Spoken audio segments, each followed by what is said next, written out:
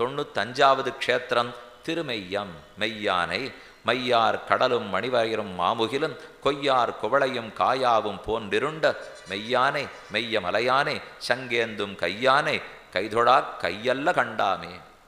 சத்தியமூர்த்தி பெருமாள், சத்திய க்ஷேத்திரம், சத்தியகிரி, எல்லாமே மெய் மெய் மெய் மெய். எங்கே பார்த்தாலும் சத்தியம் சத்தியம் சத்தியம் புனஸ்தத்தியம் உத்ருத்திய புஜமுச்சத்தேன்னு சொல்கிறோமோ இல்லையோ. மெய்யன் சத்யநாத பெருமாள் எழுந்துள்ளிருக்கார். இந்த பெருமாள் இங்கு ஏன் வந்தார்னு பார்ப்போம். ஆதிசேஷன் இங்கிருந்து தான் தபஸ் பண்ணியிருக்கார். கருடன், சந்திரன், சத்யன்கிற மகர்ஷி, இவர்கள் இத்தனை பேருடைய தபஸுக்கும் பெருமாள் சிவசாய்த்து அனுகிரகித்த இடம். ஆதிசேஷனுக்கு சத்துவகுணம் வளர வேண்டும், துளியும் ரஜோகுண தமோகுணம் இருக்கக்கூடாதுன்னு ஆசை. அதனால் பெருமானை தபஸ் பண்ணுறதுக்கு தன்னுடைய நீண்ட திருமேனியை சடக்கென சுருக்கி கொண்டு பூமிக்குள் புகுந்து இந்த இடத்துல தலை நிமித்தின்னு வெளியில் வந்தார். அதனால் அவரால் ஏற்படுத்தப்பட்ட ஆறு சர்ப்ப நதி. பாம்பாறு பாம்பாறுன்னு பக்கத்திலேயே ஆறு ஓடின்னு இருக்கு. இது ஒரு பக்கம். பெருமாள் அந்த ஆதிசேஷன் பேர்லே நீரே நமக்கு ஆசனமாறுன்னு வந்தார். தன்னையே ஆசனமாக கொடுத்தார். பெருமாளுக்கு விசிரணமும் இல்லையோ, தான் பெரிய மூச்சு காத்து விட்டார். அதுவே காற்றா படுத்து விசிறினார். அடுத்தது அவருக்கு விளக்கு, மணி விளக்கு காட்டணும், கண்ணாடி காட்டணுமோ இல்லையோ, தன் தலையில் இருந்த ரத்தனங்களையே சிலுப்பினார். அதுவே ஒளியா இருந்தது. இப்படி ஆதிசேஷனிடத்தே அனைத்து கைங்கரத்தையும் வாழ்ந்த பெருமாள். நம்ம கோலுக்கு போன உடனே 2 கர்ப்பகிரகம் இருக்குது. சத்யன் பெருமான் நின்ன திருக்கோலத்தில் இருக்கிறது ஒரு கர்ப்பகிரகம். இந்த பக்கம் இன்னும் பெரிய கர்ப்பகிரகம். அங்கே தான் மது கைடவர்கள்ங்கிற அசுரர்கள் ஓடுறா.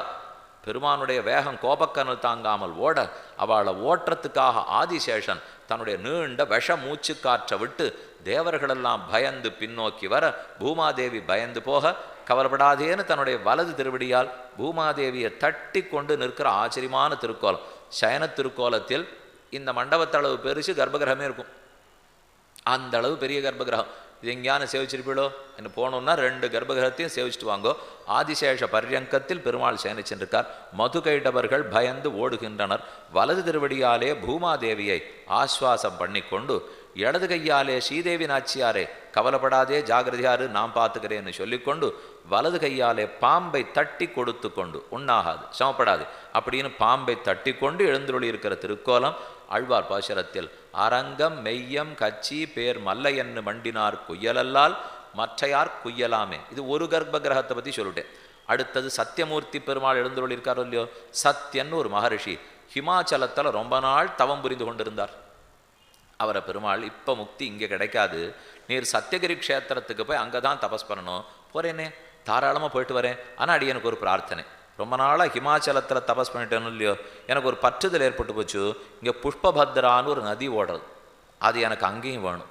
சித்திரசீலான்னு ஒரு பாறையில் இருந்து தான் நான் தபஸ் பண்ணேன், எனக்கு அது அங்கே வேணும். பத்ரவட்டம்னு ஒரு ஆலமரம் இருக்குது. இந்த 3 அந்த ஊருக்கு வரும்னா நான் அங்கே போய் தபஸ் பண்ணுறேன்னார்.